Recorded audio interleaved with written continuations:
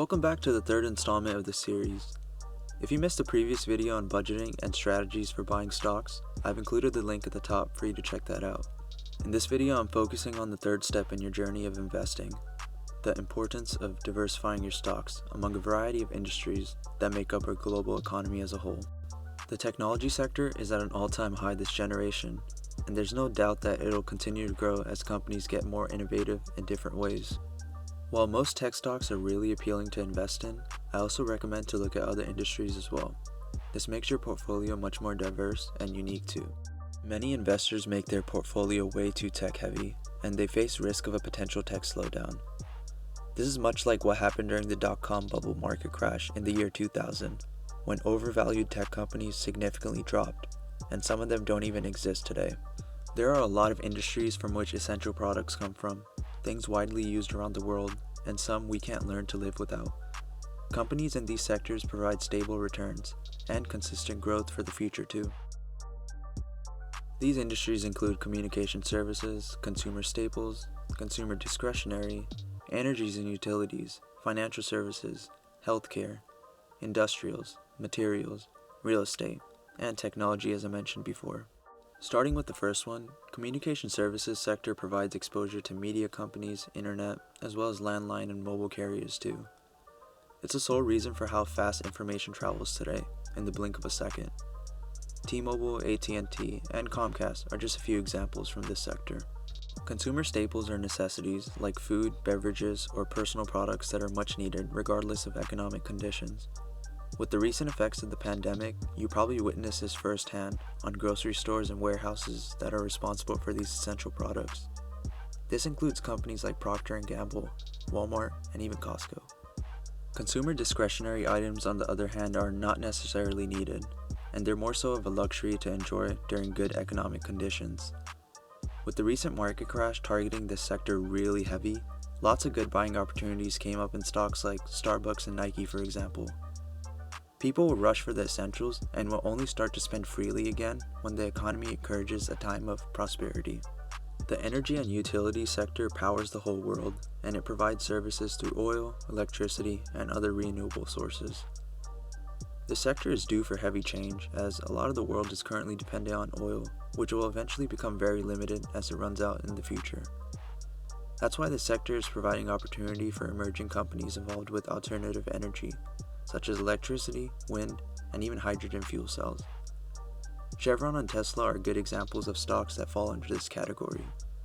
Financial services is very important, as this is solely responsible for managing the world's economy through assets, insurance, lending, and investments. So long as capitalism is alive, this industry is going nowhere, and someone needs a safe haven to keep their wealth in.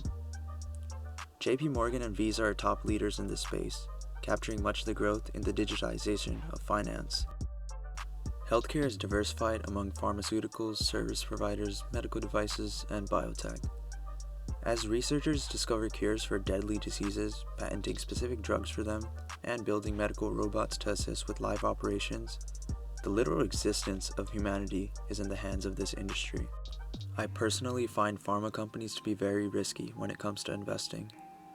Most of their stock prices are driven by success of drug trials and FDA approval, unless they already have a pipeline of successfully commercialized products. You have to be really lucky with betting on new healthcare companies that will effectively not burn through their funding in such a short time frame.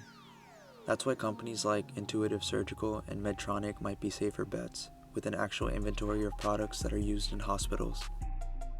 The industrial sector includes a variety of manufacturing and transportation companies. They're crucial players for building the infrastructure that we have everywhere today, and they also play a huge role in supply chain for most businesses. Some examples include Boeing, XPO Logistics, JB Hunt, and 3M as well. The materials sector is responsible for refined chemicals, metals, and other source products. This is one of the oldest sectors, still surviving from the Industrial Revolution.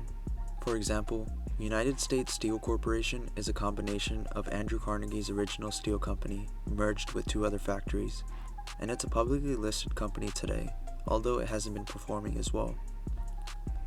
This industry is a staple in the construction industry too, with key players including Applied Materials and Vulcan Materials. The real estate sector used to be a part of financial services, but now it's grown as an industry of its own, with investments in hotels, houses, and retail stores. Simon Property Group, Marriott Hotels, and Zillow Group are just a few examples of how different their business models are, despite focusing on the same sector. And lastly, technology, the most widely known sector, focusing on hardware, software, and cloud services. YouTube as a platform exists because of this, and so does the computer or phone you're watching this video from. It's really changed the world, and it's arguably the sector that carries every other industry on its back in some way.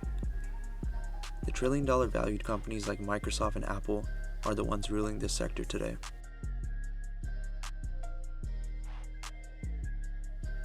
You might have noticed that these 11 sectors make up the S&P 500 index as a whole. The index tracks the 500 largest companies from all of these sectors, making it the most diverse way to invest in the largest companies involved. However, if you can pick your own winners from each sector that you think are undervalued and potentially can grow in the future, you've essentially created your own portfolio that can beat the standard in the long term. I hope you enjoyed the quick and concise view of how big the stock market really is. There are so many themes and ideas you can invest in. The possibilities are endless. When one industry dies out, another one comes to replace it and make it even better. That's just the fundamental nature of what humans are, always looking to innovate and find the next big thing. Feel free to leave a comment below on what you want to look more into. I'll see you in the next video, in which I'll share an interesting way for keeping track of your stocks that you're looking to watch and buy. See ya.